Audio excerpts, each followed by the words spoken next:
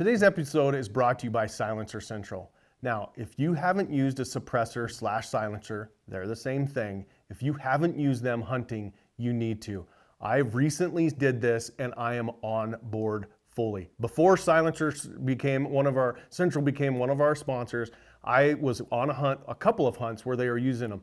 Here's the advantage: follow-up shots. Not only do you get that one surprise shot, you also get a second one because that animal isn't scared of the noise. They may have felt the impact, but they didn't hear the noise. Check them out. It is unreal. They are building silencers specific for hunters, lightweight, short silencers that you can put on any gun. I had an amazing conversation with Brandon Maddox, who is the CEO, founder of Silencer Central. Check that episode out, as well as check silencercentral.com and let them know that Ike sent you and get set up today.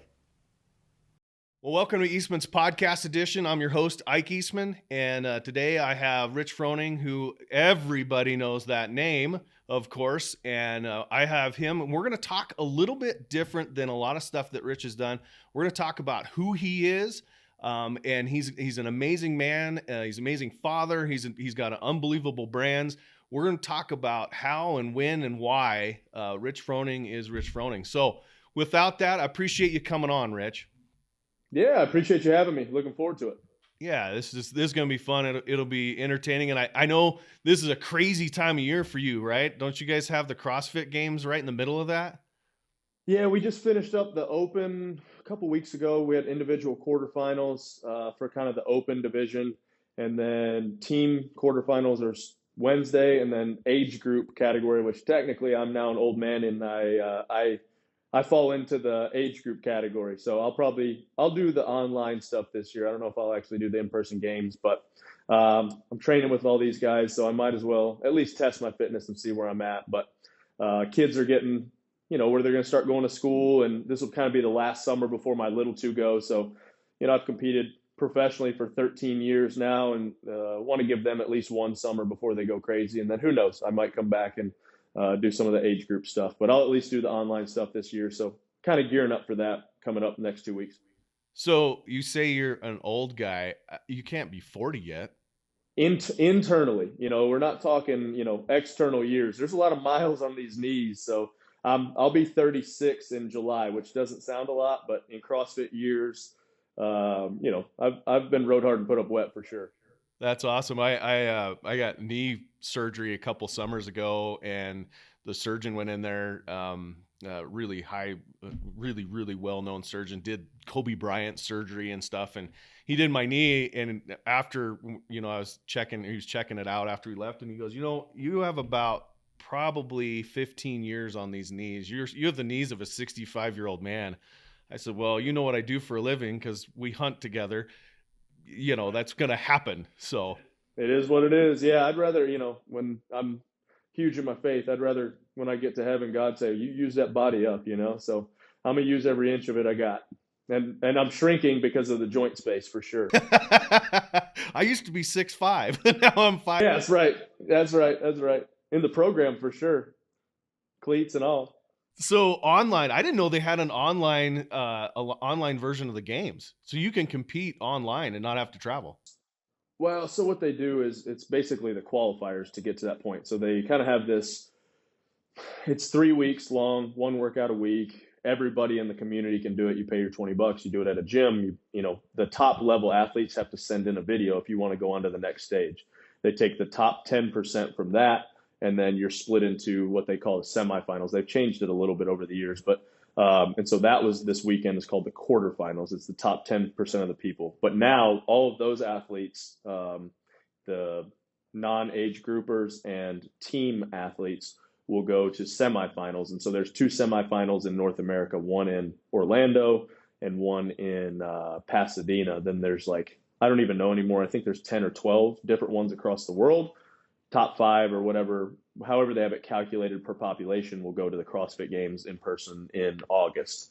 For age groups and for age groups, you do an online quarterfinal, an online semifinal, and then compete in person at the CrossFit Games in August. So how many people? So it's a little quasi both. I think this year in the Open, signups they had around, I want to say, don't quote me on this, 300,000 ish. And that's everyday athletes. Like here at the gym, I'm at CrossFit Mayhem. We had probably 200 of our members sign up, and there's different variations of the workout. They'll put out kind of the what they would call the RX or the competitive version, and a lot of people can do that. But then they have different scaling options for everyday members, and that's kind of the beauty of CrossFit. And everybody gets so caught up on the games and what the CrossFit games are, but you don't see kind of what the community is. It doesn't get showcased quite as much, and how awesome it is that like we have a class here that there's 85-year-old people doing similar stuff, for it's relative to their fitness and their age to, myself and some of these 20-year-olds, and they're doing similar stuff. They're in here grinding, and it's cool. The Open's a very community inclusive event, and I hate that term inclusive, but I had to use it there. It's everybody, all walks of fitness and all that could be a part of it, and it's cool. So that's kind of the opener of our season. It's called the Open, the CrossFit Games Open, and then top 10%. Then it gets a little bit more. The cream rises to the top. Yeah, that's really neat. That's really neat. So you're in Tennessee now. Is that where you grew up? So I was born in Mount Clemens, Michigan. And when I was 5 years old, my dad worked at a TRW. He was a maintenance supervisor, and the plant moved from Romeo, Michigan to Tennessee. So I've lived here since I was 4.5, so 32 years. All my family, I have a big family on my mom's side, 32 first cousins, 25 of us are boys, 9 aunts and uncles, all still living in Michigan, or most of them still living in Michigan. So all my sports teams and my family live in Michigan, but I'm in Tennessee. So that's the Michigan. So where in Michigan did you say Mountain Home? It's called Mount Clemens. It's about 40 miles northeast of Detroit. My uncle was a firefighter in Detroit for 25 years. And so, like I said, we go up there and visit a lot less than I did when I was a kid, but I'm still really close to a bunch of my family up there and cousins, and good group of people for sure. My wife was actually born in Michigan, so she always does the hand thing. I was born right here. Yeah, that's very cool. So did you grow up hunting and fishing, and that's like a culture. That's a culture in Michigan. My uncle, one of my best friends growing up, we were 12 days apart. He's since passed. His dad was pretty influential in hunting when we were kids. We did a little bit. When I would go up there, I would do more we would deer hunt, we would raccoon hunt a little bit. He's big on rabbit. I've actually never been rabbit hunting. And then down here, whitetail's big, and then in the last couple of years, turkey's been big. My dad is a lot like me. He can't sit still. I saw him deer hunt quite a few times, but he would never take me because I couldn't sit still. And so I didn't get into hunting real big until probably 12, 13 years ago. I had a buddy, his dad's really big into turkey hunting, and he knew I can't sit still. So he one day invited me. He's like, I promise you'll love this. And since that day, I've been hooked on turkey hunting because, it's like out west hunting hunting an elk, but you're hunting a bird. So I loved that, got into that, did that for probably 8 to 10 years. And then I had a buddy that said, hey, if you like turkey hunting, you'll love elk hunting. And man, we went out. I've gone 5 times now, 6 times. And man, there's just something to it, being out west, obviously you know that, but just the chase. And for me, everything in life is competitive, but it's under a microscope, and I'm an incredibly competitive person. And for me, hunting is competitive, but nobody's watching. You're not under a microscope every time you screw up, because you're going to screw up a lot. I've learned that over the last couple of years. But man, I can't even describe. It's so hard for my wife to, why do you leave me for a week with these kids, and you're off the grid and whatever, but I come home just a better person, a better dad, better husband, and just the disconnection and disconnection with technology and connection with life is just, man, I can't put it into words.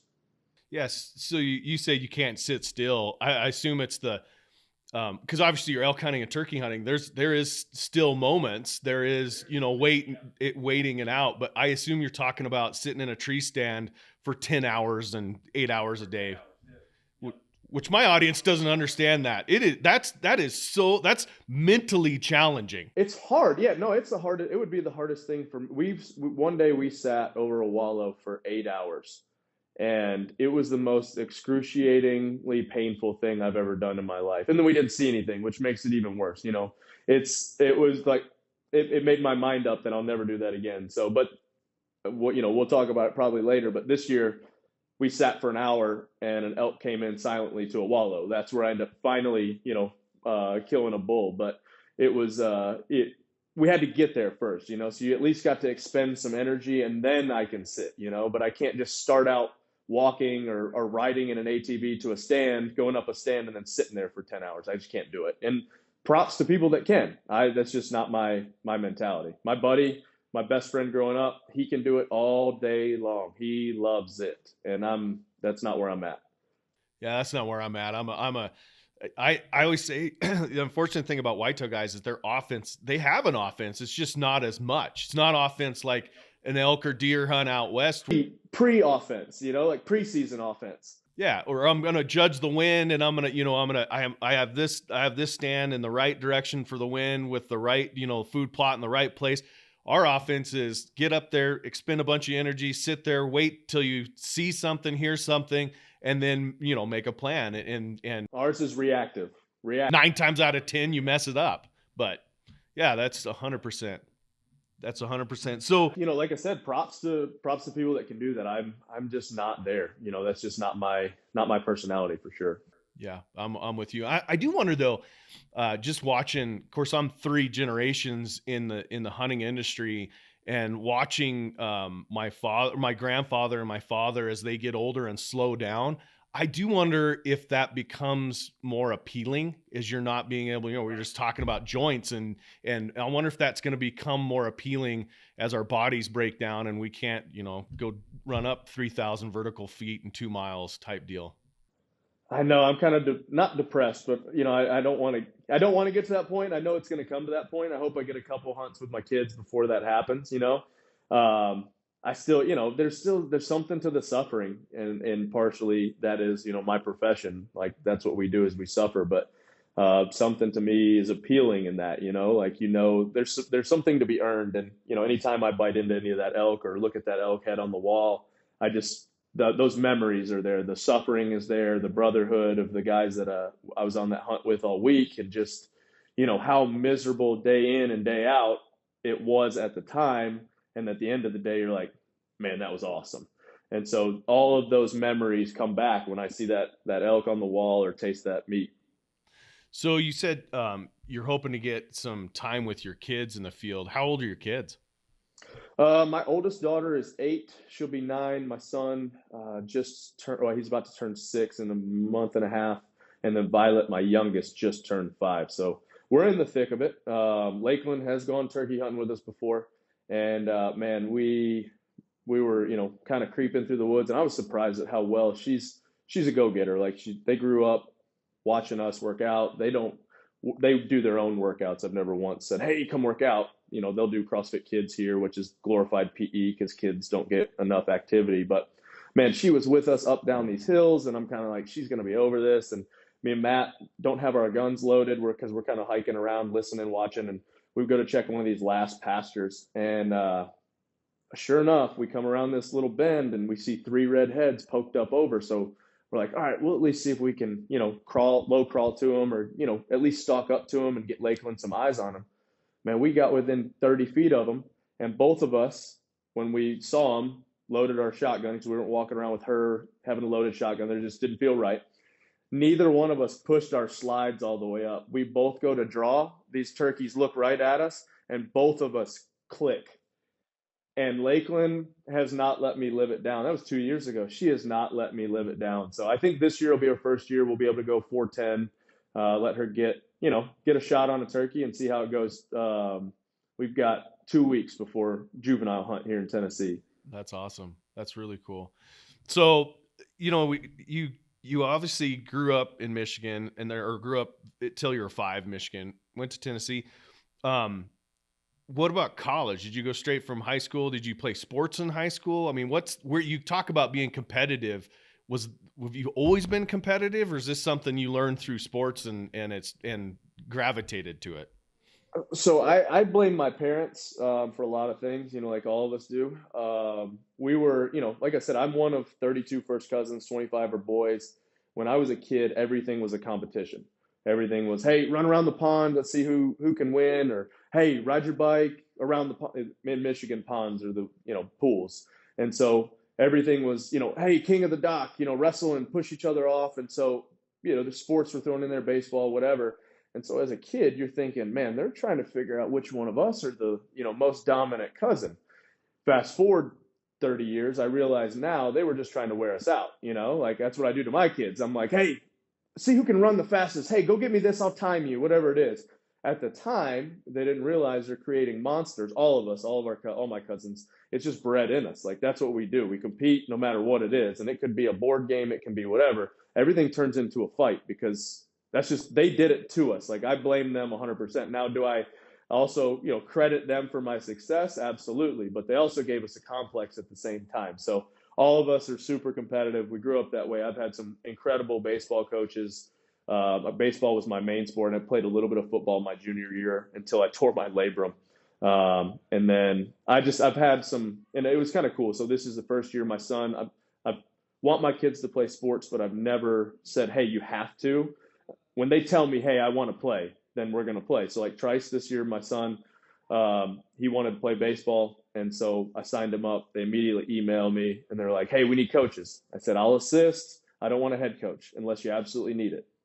Well, we absolutely need it. So I got roped into head coaching, but it was cool. It was a little cool, like kind of introspection of thinking back to my first year of playing baseball when I was 6, and the men that were the coaches kind of at different points in my life. And, one of my coaches, his son and myself became best friends, and that relationship has lasted 20 years. And so to think back and like how influential those men and coaches were in my life, I can be that to another kid. And, like I see Trice forming friendships on the team that who knows, they might last forever, they might not. But man, there's such a crisis in this country right now. It's a different tangent of just men need to be men and they need to be good men. And if I can be that guy and kind of lead and be a positive role model for these kids, then man, it'll be worth it. Because I think back and those men were good dudes and people that I still look up to, and some I still have a really good relationship and still talk to. So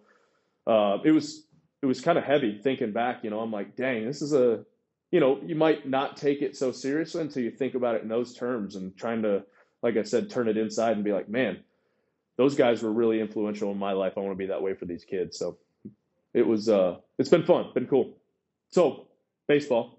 So I ended up playing baseball through high school, and then got a chance to play at Walter State in East Tennessee at a junior college.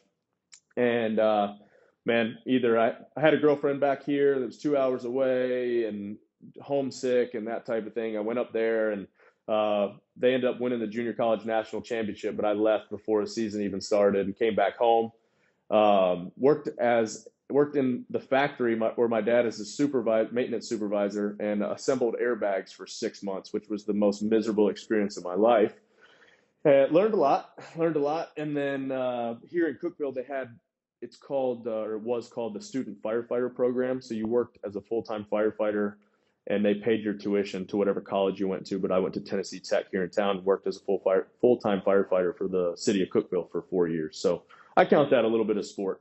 And man, it was an incredible job, incredible experience. Learned a ton. Learned, we're not invincible or as invincible as we may think. And there's some family heritage. Like I said, my uncle was a firefighter in Detroit, so I want to be just like him. And really thought I would have stayed with the fire department, but end up finding CrossFit, and the rest is history, as they say. So you went and worked a couple. Well, actually, I'm gonna back up. There's a couple things I want to talk about because I want your tangent to be important, because it is very important. You talked about how this country doesn't have enough, or it doesn't put enough emphasis. I think they're here, but they don't put enough emphasis on men being men and how important manly men are to our society and to kids growing up, not just, you know, young men, but also young girls. You have girls, you understand this. Right, exactly. Yeah, my girls for sure. So so you look at and say, okay, I'm a manly man. I don't know a ton about baseball, or you play, you know, like you played baseball and you get into the coaching thing and you start down that road. And how do guys, you know, if I'm sitting at home and I'm looking going, well, I played a little bit of ball, but I don't know how to do much of it. I've never been a coach. I don't want to screw that up. And I'm not sure I want the pressure. What's important, or what would you say to that guy to get him to do it and to get him to influence young minds? YouTube. There's all kind of baseball drills on. I mean, you know, if I'm 100% transparent, I've kind of become or kind of transitioned into being a coach in CrossFit. But when I started, I was the worst because for me, things have been so easy to pick up that I can't level with people that can't figure something out. I'm like, just do it. Just pick it up, you know, like clean or snatch or whatever it is. It was very hard for me to, now I can see and correct movement because I've been doing it for 13 years. If I've been doing it for 13 years and couldn't do it, I'm an idiot. So, you know, but the first 2 or 3 years, my cousin was incredible and still is an incredible coach, but he had to think a little bit more about stuff and how to figure things out. So he could relay that a lot better, where I was just like, hey, dummy, pick up that barbell, put it on your shoulder, put it over your head, because things for me came a little bit easier.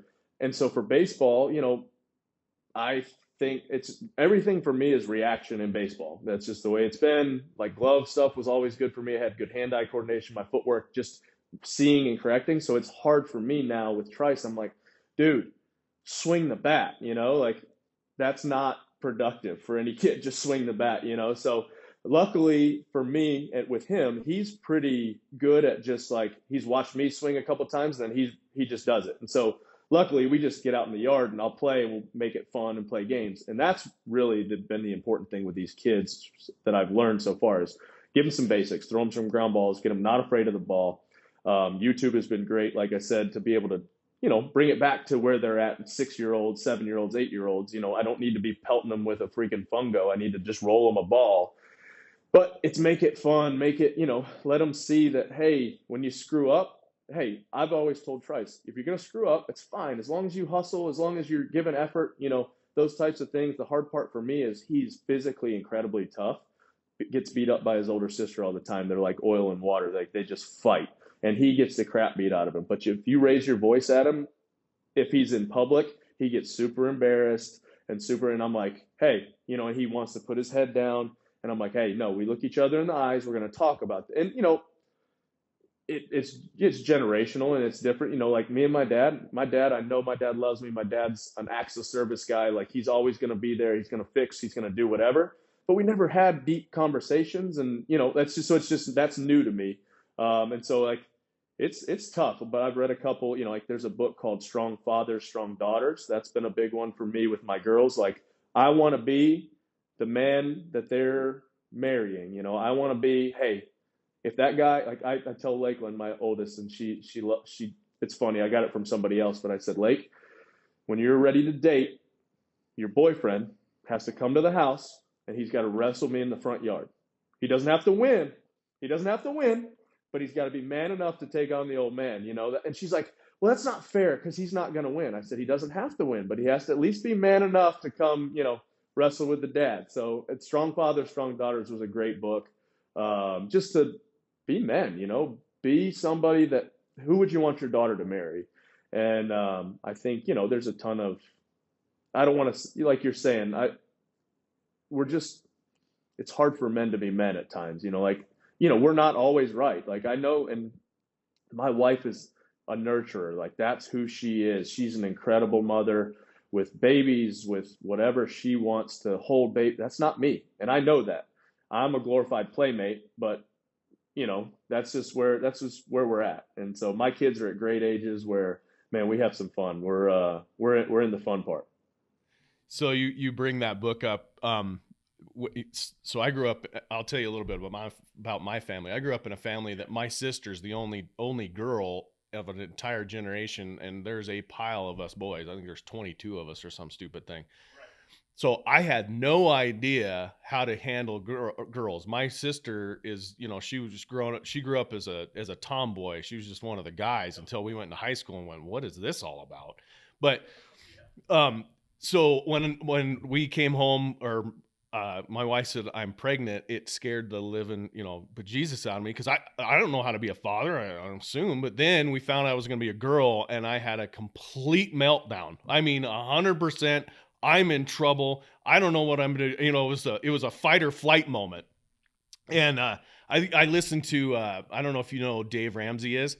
Um, okay, so I went to one of his master's classes way back in like 2008, and in his book reading, he was talking about being a father and all that stuff, and he talked about that book. Well, the first time, and I've read it, and it was a sigh of relief, an absolute sigh of relief for me, that I could be a strong father, a manly man, and still raise daughters. I didn't have to be the bumbling idiot like TV, you know, like movies show, bumbling idiot father, father the bride type father. I didn't have to be that guy. I could be a manly man, raise strong fathers, and statistics show, she talks about it, that they'll be better women and better mates and better, you know, better parents because of it. It's just amazing.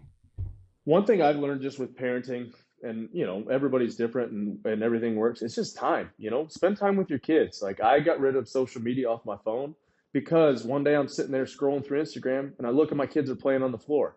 I'm like, what the heck am I doing? You know, so it's just time with kids, and they just want time. And so, man, I'm in an incredible position. I'm blessed. Like, I wake up in the mornings. I usually take Lakeland. She's in second grade to school. I can't homeschool. I wish I could. I don't have the patience to finish homework, let alone homeschool.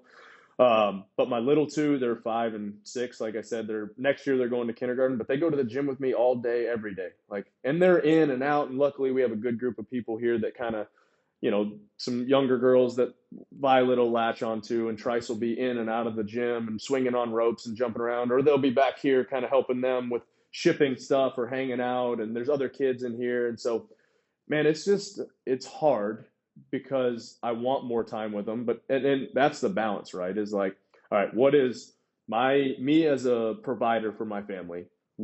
How can I maximize the time there, but also, you know, get it done so I can be done and they can hang out with me? Because most of the time, you know, if they want to go and I can take them, they're going to go.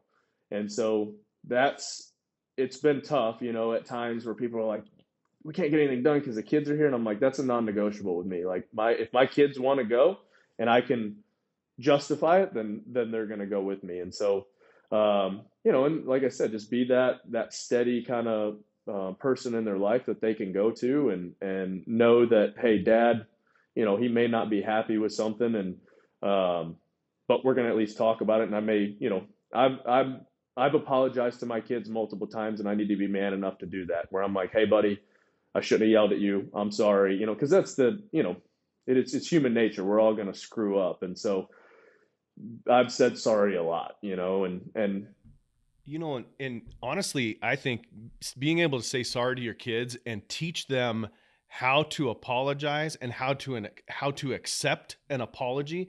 One of the things that drives me nuts is when you say sorry to someone, they're going, "Oh no, that's okay." No, it's not. It was not okay. I appreciate what you're really trying to say is I forgive you, but you need to do that. Don't say it's okay, because it just gave me permission to do it again, which that's not what I want. Yeah, so that's great. it's been fun. It's been hard. But like I said, I wouldn't trade it for the world. And faith is a huge part of my life. And so for me, it's been eye opening to God, you know, like, what is unconditional love? And man, before having kids, I thought I understood it. But once you have that first kid, you're like, holy crap, I get it. You know, they can be the meanest, rottenest thing. And then 2 seconds later, you're just like, man, I love you so much. You're like my son. Like, he's my bro, and we are together all the time. Every sentence starts with dad and ends with dad. And so one day we're walking, he's, dad this, dad, hey dad, look at that, dad, look at that. And I'm just like, finally, I'm like, hey dad. I'm like, yes, son, I love you, dad. I'm like, dang, all right, I love you too. So, you know, you're just like, man, you know, like the frustration of, like, you keep hearing it, and then I love you, Dad. And you're like, all right, I love you too, son. That was worth it. Yep, that is so cool. So just to jump back into where before we took the tangent here, so you were doing airbags, building airbags, and then you said, you know what, I'm going to go into firefighting. Yeah, whew. And you got into firefighting, and so is that where? Because obviously you got to be fit to be a firefighter. I have a friend that's about to retire from full-time firefighting for a city, and one of the most fit people I'm around. And is that where you kind of gravitated towards the CrossFit? How did that Um, transition happen? yeah, so it been, I think right around like ninth grade, something like that. I was going to play football, so I started going to football workouts, and man, really started enjoying working out. Obviously, you're a 14, 15-year-old kid. You want to look good with your shirt off and attract women. Like that's the goal when you're that age, right? So, really got into working out. Would just either do a bunch of body weight stuff at the house, sprints. Wanted to get better at baseball. Wanted to get stronger, be able to swing a bat. Always super active. My parents are the two hardest working people you've ever met in any room. Like I said, I can't sit still. Part of that, I think, is just seeing them my whole life. They're like sharks. They're just always doing something, moving. And we always had projects. And so I think just that work ethic of, all right, I need to work out because I'm going to get better at baseball. That was the goal. And then not having baseball, I was like, all right, now I need to be better for my job. So I'm going to work out. I have a lot of free time at Cookeville Fire Department after 5 o'clock. You stayed there and slept there, but after 5 o'clock was your free time. And so we had a gym there. And so I'd just go work out for 2 or 3 hours, just kind of messing around, hanging out.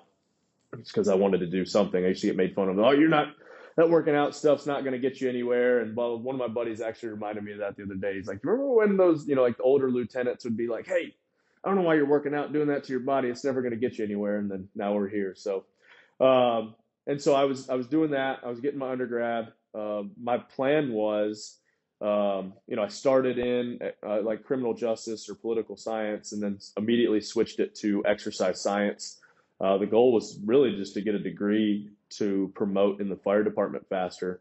And then my last semester of college, one of the professors was the head strength and conditioning coach, Chip Pugh. And he was like, hey, back then CrossFit was big, military, police, fire. And he said, you're obviously into working out. You need to check out CrossFit because a lot of military, police, fire are doing it. And so I was like, all right, I'll give it a shot. And sure enough, that I didn't even know you could compete in it. I didn't know anything like that. And just started working out and brought my cousin down from Michigan. His older brother was the one that I was talking about that we were best friends growing up 12 days apart. He had passed. And so Darren went from being kind of the middle son of six or middle boy of six boys to being the oldest really quick. His two older brothers both passed. And not that he was in trouble by any means, but he needed a change of scenery. And so we brought him down here and decided to open a gym. And then in that process, found out you could compete in CrossFit. And that was 2009/10.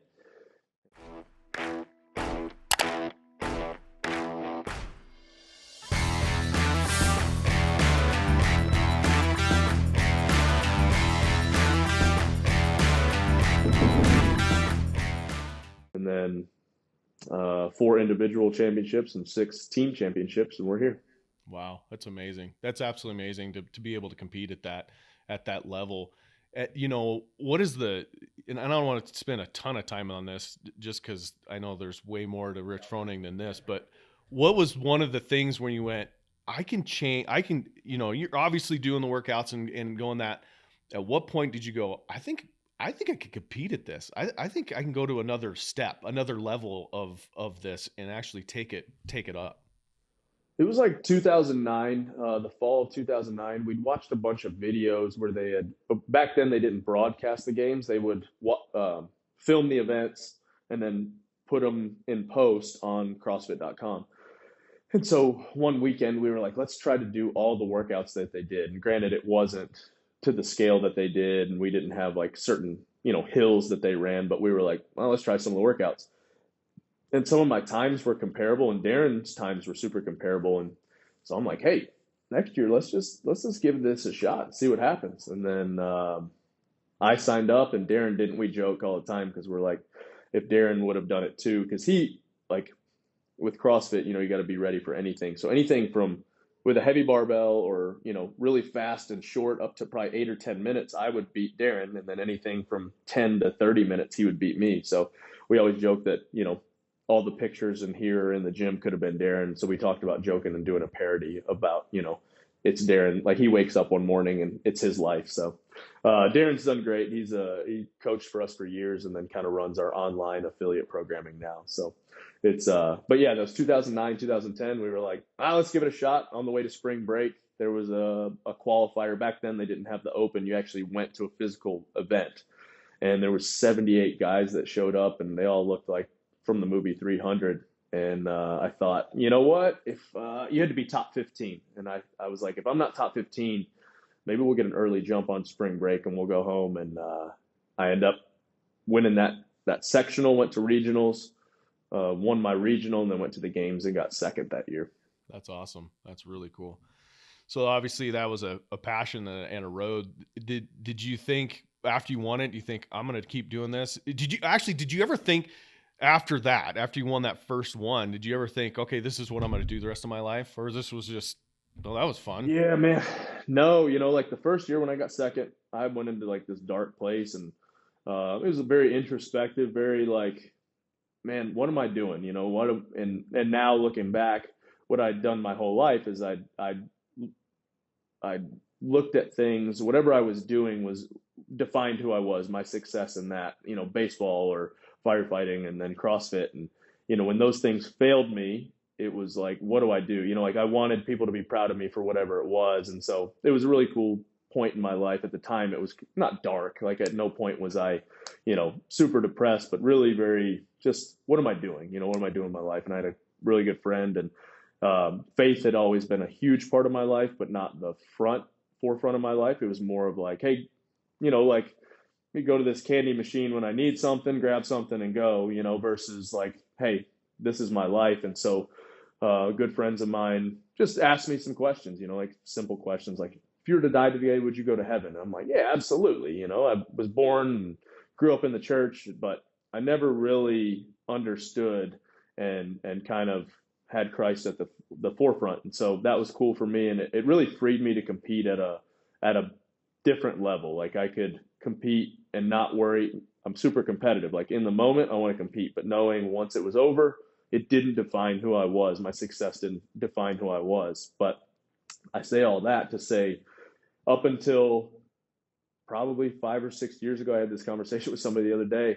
I thought every year after the CrossFit Games, that was going to be the last one, and I was going to go back to the fire department. And so, I was completely open to that, and would still do that. If I didn't have kids today, I would go back to the fire department at any moment, man. I really love that job, and I'm still really good friends with a bunch of the guys over there. But I thought, hey, when this CrossFit stuff runs out, I've made a little bit of money, set myself up good, set my family up good. But when I need a real paycheck and a constant paycheck, then sponsorships run out, whatever it is, then I'll go back to being a firefighter. So it hasn't happened yet. Still on the road, just waiting, Still right? on the road. We don't know. It could be a year or two out. We never know. So you have the gym. I know you have Mayhem, which is a brand that's pretty much your main brand, right? Yeah. So we started the gym in 2010 technically, and then started calling it CrossFit Mayhem. We merged shortly with CrossFit Cookeville with Chip at the strength and conditioning facility, and then split out. He closed CrossFit Cookeville when he left the strength and conditioning world, and then we've had CrossFit Mayhem ever since. So Mayhem's kind of we have a physical location, and we do a ton of online programming where people can, at their home, at their gym, whatever, do our programming. Very cool. And Mayhem has, obviously it has, I would assume there's swag. You said your buddy was doing affiliate. Yeah, we got a pretty good apparel company, or apparel department, I should say, that we make some pretty cool stuff and some funny designs and cool designs, and Dre does a really good job, and we brought Jesse on now. It's gone from like a complete skeleton crew in the last probably 4 or 5 years. We were like, hey, maybe we shouldn't have one guy doing all the media, all the apparel design, running the store. And you're like, oh, this is like a real business now. So I think we're up to like 15 or 20 full-time employees. So for the longest time, it was like, hey, you can design stuff, make some shirts. Hey, you can do this. And so We joked about that actually yesterday, where it was like when one of our Rory, who came on to kind of do partnerships, he's like, all right, so who does shirts? I'm like, Dre. Who does media? Dre. All right, but if Dre designs the shirts, who actually does? Oh, Dre does that too. So now Dre's just in charge of branding, and it's been fun, like I said. But now it's a big boy business, and there's some stress to like, hey, this is our family now, and you want to take care of your family. We want to make sure, obviously, we're making money, but I want to take care of the people that are taking care of us, because loyalty is to me is one of my anchor values for sure. That's awesome. It's funny. I understand that relationship with your team members and that responsibility. I tell people I don't work for me and my girls and my wife. I work for the 14 people that are standing in front of me every day doing the things that need to be done. And I protect those jobs, and I do it through profits, and I do it through growth, and I do it through understanding the marketplace. But that's the reason I do it. I don't necessarily do it. Ultimately, I do it for God, but God's the one that gave me this thing to help them and maintain them. So here we go. And it's a big responsibility. Yep, that's right. So I've heard through the grapevine you have a bison ranch. I do. We do have a bison ranch. So how did you get into go? How did you? Was this something you were? Yeah. I've been trying to find where in the heck this side step came in your story. I grew up on a farm. Okay, I got it now. I grew up when we first moved here. We kind of lived in a subdivision, and then when I was 10 or 11, we moved up. It's called Pfeiffer Mountain. It's just outside of town. It's not a mountain like out west, but it's a pretty big hill for out here. And I grew up there. One of my best friends played baseball actually, and we lived a mile apart. And just from that time that we played baseball when we were 7, we've been best friends ever since. Like I said, lived a mile apart, and we both moved off of the mountain, went to college. We were both firefighters in Cookeville at the same time. Like one of those, just he's my brother basically. My kids call him Uncle Matt. We both ended up finding land and buying land. I think he's seventh generation to live on that land, or on that a mountain. And so we had this land. I had 160 acres that we bought at an auction, and I was building my house, and he was building his house half a mile away. And we were like, man, he was starting to have kids. We were having kids, and he, on his off days at the fire department, would raise cattle. I was an exterminator for a little while. I washed and waxed houseboats. I did a little bit of everything with guys that were on their off days, what their other business was, but he raised cattle. And so we're like, my parents, or my mom's parents, were farmers. They were vegetable farmers. His parents were farmers. So we were like, hey, it'd be cool to a little heritage there. Let's be second generation farmers, whatever it is, third generation farmers. And so he's like, all right, cattle. And I'm like, yeah, let's do cattle. And then I started researching. I'm like, man, bison are pretty awesome. And he's like, yeah, but I don't know anything about bison. I'm like, yeah, neither do I, but they're basically just like big cows, right? Well, they're not. They are and they aren't. There's certain aspects to it. But diving into that whole I'm a big history buff. I'm a big American history buff. I'm actually 70% through George Washington's biography at the moment. I've got a goal to read a biography by every U.S. president, so I'm starting with Washington. But just through the history and reading Stephen Ranella's book, American Buffalo, and just researching bison a ton, I was like, man, what says America more than the bison? And just how, as conservation goes as well, they say there was anywhere from 40 to 60 million of them. And then through just sheer idiocracy, I think, we killed them down to less than 1,000. And so bringing them back and being a part of that whole ecosystem, but also, hey, we're going to eat them and we're going to make some meat out of them and make a business out of it. The plan was really in the beginning to have chores for our kids to do that we could all do together, that they would have some hard work, that they could, hey, we're going to go out there, we're going to do this together. My leadership style is, I'm not going to ask you to do anything that I wouldn't do. That's the way my parents always were. They were going to make us work, but they were going to be out there doing something. So I wanted to have that with the kids. He wanted to have that. And so it just started out really small. We were like, all right, let's make some apparel to kind of offset, so we're not losing money on this farm. And, because it's hard to make money on a farm. And then it's kind of blown up into this whole brand where we have apparel, we have, bison sticks, bars, jerky, that type of stuff, and then we sell some meat in the coffee shop here at CrossFit Mayhem. So it's turned into a full blown business, but it's been 2 years, 3 years ago. It all came full circle and it all made sense. Like it's hard, it's real, but one winter evening, it's 34, 33 degrees. It's raining / kind of snowing. Got to go put hay out, right? And so at the time we had an open cab tractor, and Lakeland, my oldest, is like, "Hey, I'm going with you." I'm like, "Lakeland, it's cold, it's wet, like you don't want to do this." And she's like, "No, I'm going." And so for 45 minutes, me and her on the tractor, she's with me. We're putting out hay and we're doing a couple other things we had to get done. It's dark, it's nasty, and she's right there with me. And for me at that point, I'm like, all right, this is why we do this. She understands and she wants to be a part of it. And my kids love going out there and being a part of the whole deal. And it's hard, and it's not an easy thing. And there's times where I'll get home from being here at the gym and doing this, and I'm like, dang it, there's no hay out there. So I got to go put hay out at, 8 o'clock at night. But man, it's worth it. And it's fun to see, the kids have something that they have to take care of. And then my wife has gotten into those stupid Highland cows. That's her thing right now, her passion. She watches too much Instagram. And now we have 7 Highland cows, but it keeps her over here on her side of the road. We have a driveway that runs through our pastures, and the bison are on this side and her fluffy cows are on this right side. Let me guess. The fluffy cows don't go to market? She loves those things. Loves them. Oh, no fluffy cows go to the coffee shop, I'll bet. No, those fluff. I'm like, I have my dog. We just actually had to put him down. He's 11, was a lab, and we got another lab, and she has a golden doodle. And I'm like, it's a golden doodle, like a Highland cow is a golden doodle with horns. Why don't I just put horns on Gipper and you can pet him? And nope, she had to have Highland cows. The things you do, right? The things you do for your family and your wife, you're just go, well, I'm not going to die on that hill, so let's just move on. No, it's not. It's either happy or right, and I'd rather be happy than right. That's right. So the bison, have you worked into or looked into the nutritional facts of bison versus regular, your Highland cows or whatever else?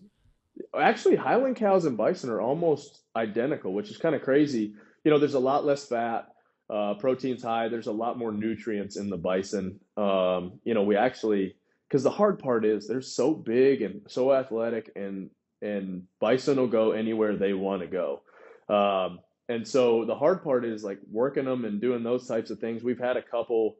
The hard part too is like where a lot of them are more west, like the genes are more Western, where they come east where it's wet. Here a lot more, it's hot, humid. We've had a problem with some parasites. And so we do have to work them. And getting a working facility for bison is almost impossible. It's expensive. And so we finally have one. But yeah, they just they're different, man. And we've looked at doing kind of field harvesting. The hard part with that is USDA, and it's just hard, which you feel like as long as it's more humane to do it that way versus loading them on a truck and stressing them out and doing all this. But man, there's just something about sitting out on the front porch with a cup of coffee and watching bison graze in your front yard that just feels right, Yeah. They're an amazing animal. I've done a little bit of research on them. And of course I grew up on a ranch, and one of our neighbors had them and was one of the first ones out here to have them. And it was really interesting how, you can tell when you watch a bison graze across the pasture or just exist, you can tell, okay, you were actually built for this area. You were built for this. The way you do things, you don't drink in the creek at the exact same spot and stomp it down unless there's no water there. And all of a sudden there's water. You can go, I didn't even know there was a spring there. And they know it. Yeah, they know it, and they know where it is. It's really neat. So the apparel, is it all through Mayhem, or did you build another brand for the bison start? Yeah, it's another brand. It's Froning Farms. So me and Matt are partners on it, and then we have another guy that is a small partner on it. He kind of heads up the sticks, the jerky, and that type of stuff. He's really good with that. But yeah, kind of our tagline is into the storm. I read this really cool article where bison, instead of when a storm hits out west, instead of them running away from it, they turn and hit hit it and go through it, and you go through it faster. And there's so much, I hate motivational quotes, but something about that stuck with me where I was like, there's so much parallels with, so many parallels with, you know, nothing in life comes easy, or nothing good in life comes easy. I mean, if you just sit there and there's something about, and the connection with hunting and just going and doing versus just sitting and waiting and, you know, hoping good things happen. But then also with adversity, you know, you're going to go through it faster if you just head it on instead of, oh, you know, I hope this doesn't happen, or as something's coming and getting stuck in it, where Into the Storm is kind of just, hey, we're not going to look for trouble, but we're going to face our storms and kind of go through them, and we're going to come out better on the other side. And so it's been a pretty cool thing, and cool thing that people get attached to, man. They love it. And we've had a lot of people that, you know, have gone through some type of illness or cancer that have used that as their kind of tagline. And man, it's been more powerful than I thought. You know, I thought it was just some saying that we were going to have. And like I said, motivational quotes don't do it for me. You know, if you could dream it, you can do it. I hate it. I always joke, but that's been something that's been pretty cool to see that people latch onto and use. Oh, that's awesome. Yeah, they are an amazing animal. We growing up, of course, you'd see out in a western snowstorm like we're supposed to have this weekend, and the bison would turn their head into the wind, and the cows would turn their butt into the wind. The bovine's butt in the wind, and often we would have cows that would get suffocated because the snow would go around them and suffocate them on the backside, where a bison's just sitting there. Yeah. And yep, using that big head to move it around. And you look at their head in the fur, in their under fur, and all of the stuff that you just go, they're built for that. They're 100% built for it. Just an amazing animal. My wife's like, oh, they're cold out there. I'm like, Hillary, it's 30 degrees. They love it. You know, they hate the probably heat, you know, it's the winter they love. I read an article where they had some type of container that they would put different species of cow and bison in, and they had like a stress test. Somehow they devised a stress test for these things and their heart rate, and they couldn't get the thing cold enough to even get the bison to show any type of anything to it. So it's crazy. They're an awesome animal. And like I said, just the conservation part of it and how they've kind of come back is pretty awesome. Yeah, they're an amazing animal. So what's the future for Rich and for Mayhem Brand and for Froning Farms? What's your hope? Where do you hope, you know, you're 36-ish, you got, you know, a couple decades left in this. What's the hope? Yeah, I think, you know, we've got a cool just group of people here, cool team, and an incredible community. You know, I was talking about kind of our online presence with programming, with the gyms, and you know, we want to inspire people. Our call sign or our values are faith, family, fitness, and service. And so for us, faith is, you know, for me, it's Jesus, and it's for the red letters, anything in the Bible that Jesus said, we're going to try to live by that. Fitness is obvious to us. We like the CrossFit methodology, but you know, we have all kind of different programs around here that everybody can do it. You know, everybody can be a part of it, and we can adapt all workouts for any fitness level. And then we've got family was before fitness. I've got my family that I'm taking care of in my household day to day, but then we have our extended family here at the gym, like you were talking about. And then service is big to us, where we have Mayhem Mission. It's an online, or it's a 501c3 that we come along other kind of programs. We have an event this weekend with Atlas Free, human trafficking. And so we'll do a workout, try to raise some money for Atlas Free. But instead of, you know, trying to specialize in one thing, we have four kind of pillars that we go after. We got human trafficking, we got the water crisis, we have at-risk youth for our third quarter, and then the unreached. And so each quarter we'll do a workout and try to raise some money, raise some awareness for those organizations, and come alongside them and try to lift them up. And it's been cool. It's been something that's been fun for me to do and to be a part of. But like I said, faith, family, fitness, and service is what we're doing. And then, you know, like I said, the last couple of years, hunting has been on the forefront. And so we're trying to figure out Mayhem Outdoors and do something where it's like, you know, how do we get in the fitness community, be a part of the fitness community with the outdoors community? And we have a pretty cool everyday hero track. One of my buddies that's a firefighter and one of our athletes here, he runs that. And so there's a cool kind of crossover where instead of with CrossFit, we do a ton of gymnastics and stuff like that. He'll mix in grunt work, and instead of that, like picking up sandbags or picking up kettlebells and carrying and rucking and those types of things. So I think there's a huge benefit in that, getting guys ready that, when you get out in the mountain, you're not, hey, we've already done something harder than climb up this hill. And so, man, it's been fun for me. Like I said, hunting has been something. My life is just so hyper focused on competition and everybody watching and critiquing at all moments. And it's fun to screw up and it not be, kind of my livelihood, not necessarily focused. So it's been awesome, man. Hunting has been a new passion, but definitely something that I want to do a lot more of moving forward and get my kids into it. My kids are, Trice is wanting to squirrel hunt now, and we did a little bit of that last year. We had a Friendsgiving where everything was wild game, and so we went out and killed some squirrel. Trice was like, "Hey, I want to kill a squirrel." I'm like, "Whatever we kill, we got to eat, unless it's a predator or a varmint or something that we're not going to eat." But I made him. He ate the squirrel, so he liked it.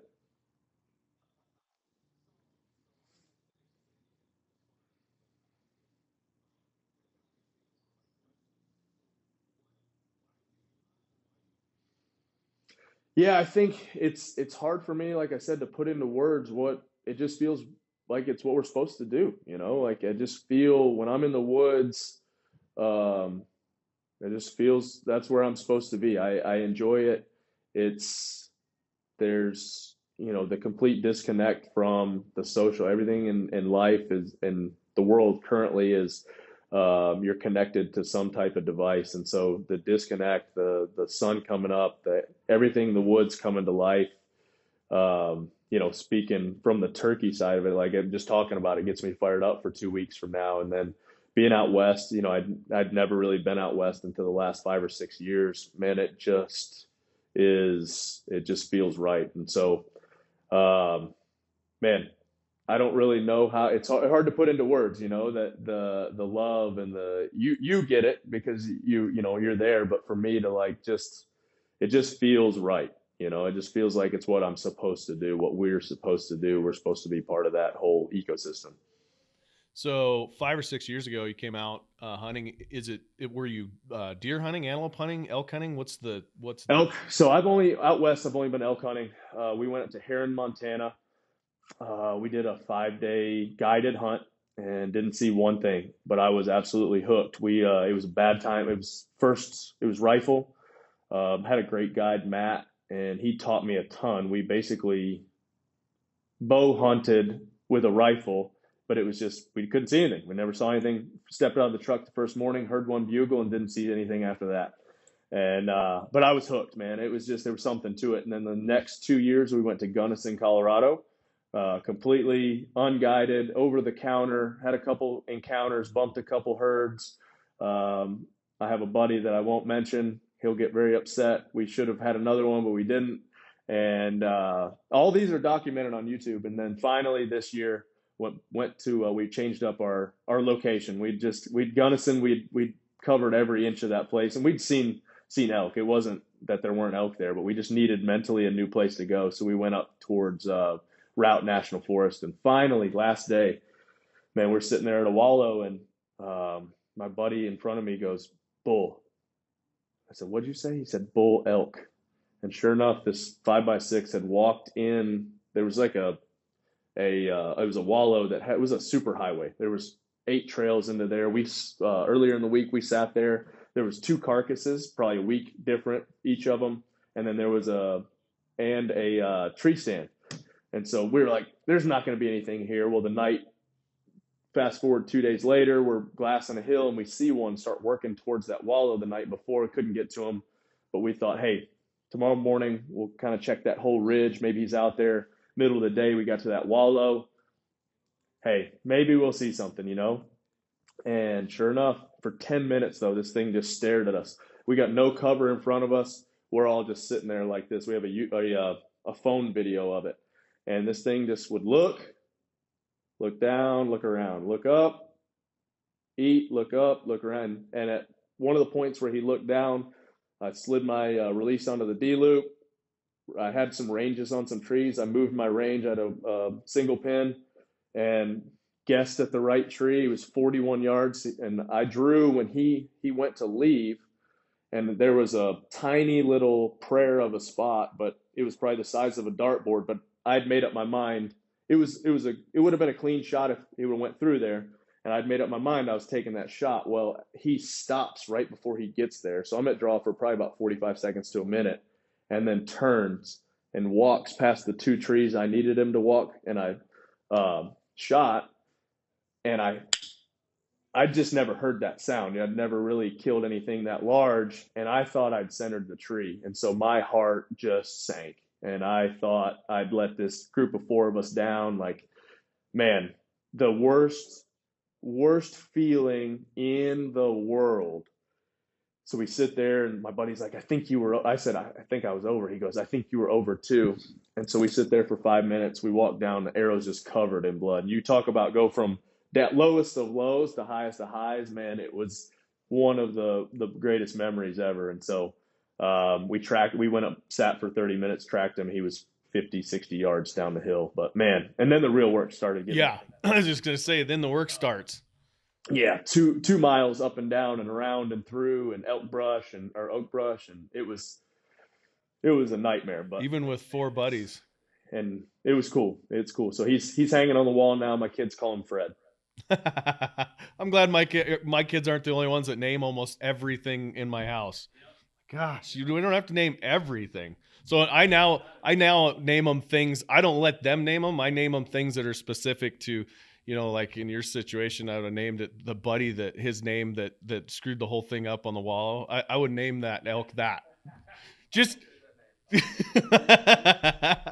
so that's awesome. And he'll complain and he'll be mad at me, but no, it was. I mean, in his defense, it was a pretty good little poke. It was a bedded bull that we'd been up. We were up on an elk or a trail above him, and I just happened to walk by and look, and there's this perfect ray of light just shining on this bull elk's back, and I'm like, oh! And he had done all the kind of work the year before and been in the area, so I was like, you take the shot, and he's like, you serious? And I'm like, yeah. And it wasn't, like I said, it was just one of those deals. Like, he was trying to get a better shot, and when he did, made some noise, and this thing was gone. But when I close my eyes, I see that bull where I'm just like, oh, like until this one, I was haunted by it.